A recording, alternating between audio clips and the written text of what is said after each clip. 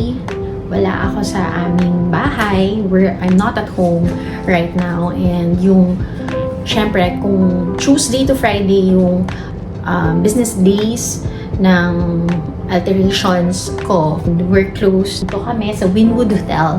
Gusto ko lang i-share for this vlog na yesterday morning, nagkaroon ng fire. I think nasa news na rin naman.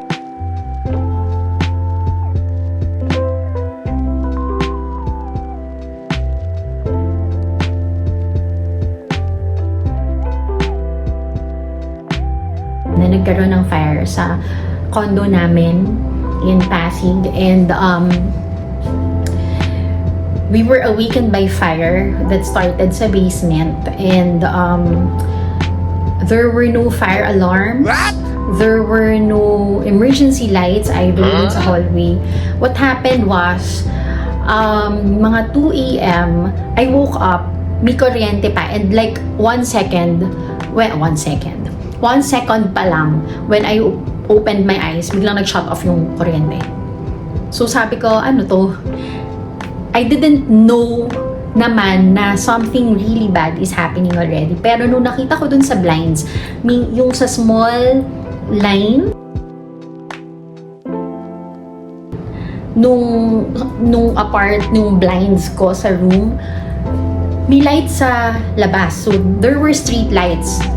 Sabi ko, hindi ito buong area namin. Sa condo lang. So, I took my phone kasi meron kaming Viber community doon. And dun sa phone ko, I saw that there was a message from one of the neighbors saying there's a fire and we have to get out of the house. It was really bad. Ako, sobrang palpitate ako agad kasi it was my first time to experience something like this. And I was like, okay, what fire? Anong fire? Walang fire alarms. Walang fire alarm. So I went out. The moment I opened the front door, there was smoke and total darkness. There were no emergency lights. And there was one guard roaming, and he was knocking from one door to another and telling the residents to get out because there's fire. So sabi ko kay Andy, I was shouting na kasi si Andy nasa second floor. So I was shouting to Andy na sabi ko, Andy, there's fire. We have to go. Prepare, start. So, ako, wala na tuliro na I don't know what to do anymore. I don't know where to start. I don't know what to bring. We're not ready. Who will be prepared with a kind of situation like this? So, I took my small wallet with my cards. Hindi ko nga nadala even yung IDs ko. Hindi ko na alam kung anong pipick upin ko kasi sa sobrang dami ng feeling ko important for me. Parang okay, just iwanan ko na lang silang lahat kasi hindi ko na alam kung anong unahin ko. So I took my small wallet with me. I took the car key na malapit lang siya dun sa door, and the house keys. So we locked the Hindi ko na nga naisip na dalhin yung bag or whatever. It was also fast. When we got out, it was total darkness. We only had the lights of our phone. And we were led down. Hindi namin alam kung saan kami pupunta. Because doon daw sa lobby, nandoon na daw yung smoke. Sa baba nun pala yung nag-start yung fire. Nasa basement.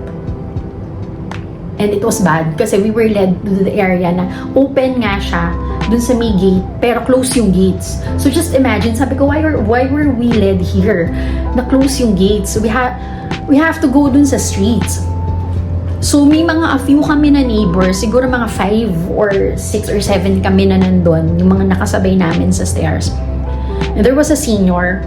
We had to go to the lobby na kahit na sobrang thick na nung smoke para lang makalabas. And Andy, nung time na malapit na kami dun sa lobby, talagang mas-smoke na. It was terrible. Parang in-inhale mo yung siga, parang ganun. Andy couldn't breathe anymore. She kept on coughing, and she was holding Stark. Yung leash ni Stark, siya yung may hawak So sabi ko, let's go, we have to be fast para makalabas na talaga kami. And the moment we were there on the streets, konti pa lang kami na nandun sa streets. Konti pa lang kami. And I was thinking, nasaan na yung iba? And I was looking at the Viber group.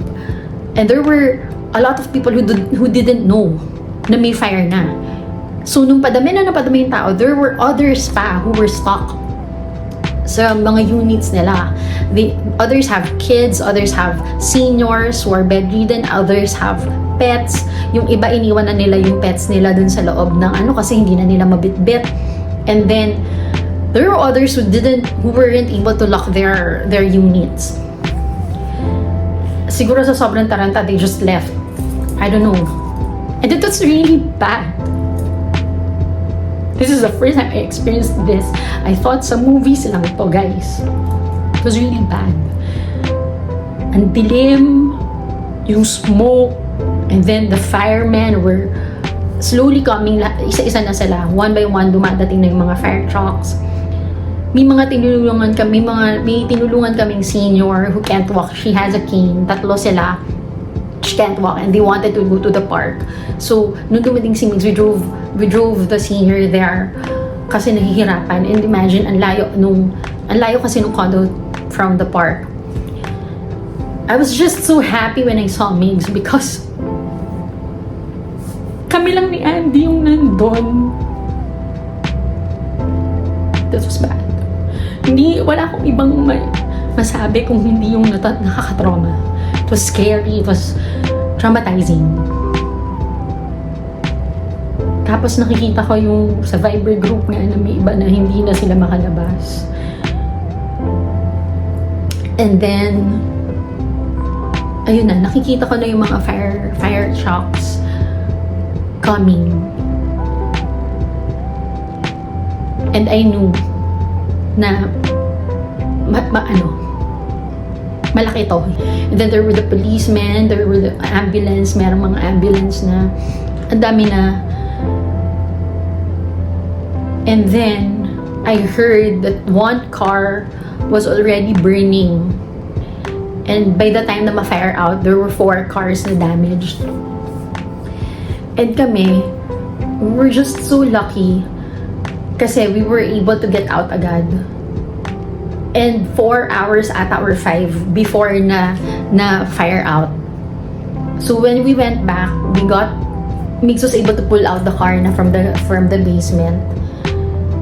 Punong-puno ng water. Very scared niya siya kasi baka nga leptospirosis pa, ganyan.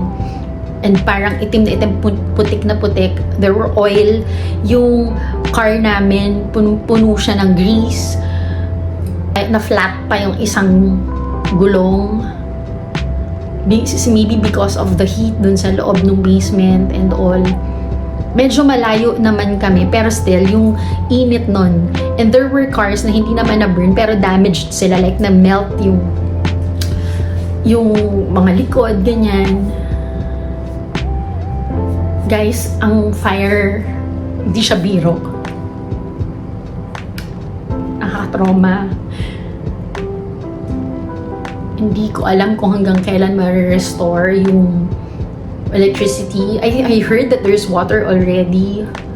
Pero kung electrical wiring, faulty electrical wiring yung naging cause, it's going to be so hard. Parang I don't know din if kaya ko pang bumalik doon and to stay there agad unless sobrang ayos na yung wires. Kasi kung remedyo lang, it could happen again. And I don't want to experience the same thing all over again. Kasi baka sa susunod, it could be worse. And I'm really just so thankful na okay pa rin kami. And ito, we were able to get a room here at Wynwood, and thank you to Wynwood Hotel. Kasi 12 o'clock pa dapat yung check-in, or 2 p.m. pa yung check-in time nila, but they really accommodated us. When we got here, we just waited a few minutes. And then, pinapasok na nila kami. Pinastay na nila kami. And I'm really, really thankful for the management and the staff of Wynwood for being very considerate and accommodating. So yun lang yung gusto kong i-share. And today we packed already. We're gonna be transferring to I don't know kung saan kami transfer ni Migs kasi we need to get a pet-friendlier hotel kasi dito hindi pwede. So, we want to get Stark kasi si Stark right now nasa kanila and nasa garage lang. Si Stark kasi very maselan, hindi talaga siya nakakatulog nang hindi sa loob ng house. And he would always look for my voice. Nag-anxiety yun. Nagkakaroon siya ng separation anxiety pag wala ako. So, hindi din daw masyado kumain yesterday. So, I have to get him and, you know, be with my baby again. As long as magkakasama kami, I'm okay with it. And I'm really very thankful na, you know, even through the ups and downs and the highs and lows, may maaasahan pa rin akong isang Migs. And with that, I'm really just thankful. So, let's go. Samahan nyo kami mag-transfer kasi naka-pack na kami ulit. So, there. Medyo ang haba nung ano ko. Pero it's just a story time right now dun sa experience because I don't know. I hope na wala kahit isa sa inyo na maka-experience nito because it's really so hard, guys. Iba pala. Iba pala yung feeling pag hindi siya pang movie. Pero ganun yung nakikita natin doon. Ito, yung reality. It's traumatizing, it's scary, it's very scary. Very scary. Medyo in shock pa nga ako kahapon. That's why hindi ko alam saan ako magsa-start. Medyo ngayon, nagsisink in na siya. I thought kasi parang kahapon, nanaginip ba ako? Totoo talaga na nangyari to, yung ganun. So, ayun. I hope na maging okay na again lahat. So, yun. Be with us dito sa journey namin na to. Let's go!